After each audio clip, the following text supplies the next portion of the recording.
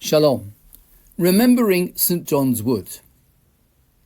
Many nations have attacked the Jewish people throughout history, but only one is commanded to be remembered as a permanent archetype of evil. The special maftir for this Shabbat recalls Amalek not merely as another historical enemy, but as a symbol of something far deeper. His attack was not only physical, it was ideological. It challenged our understanding of history, destiny, and divine purpose. That is why the command to remember him is eternal, and why this Shabbat refreshes that memory once again.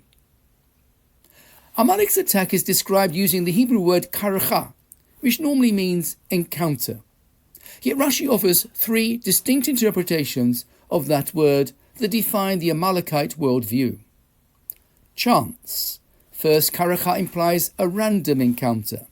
Amalek argued that Israel's presence in the desert was a fluke. He saw an opportunity and seized it.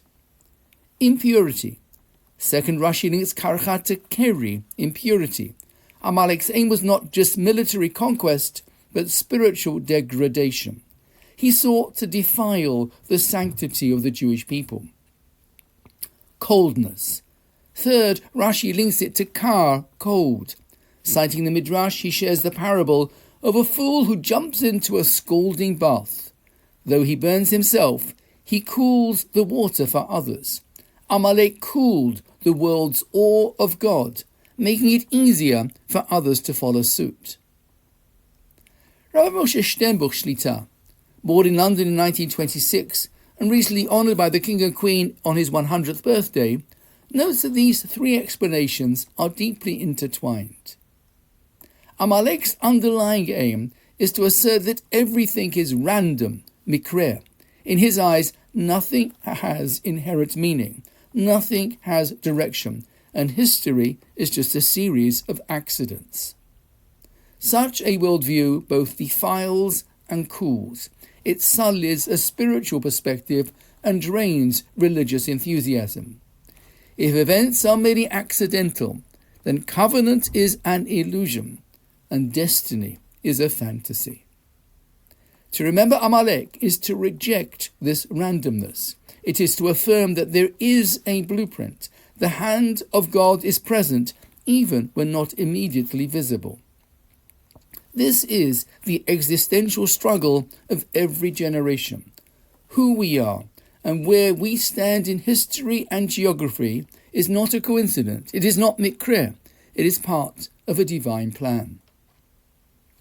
As I reflect on 30 years with this remarkable community, I am deeply conscious that it was not coincidence that brought me here.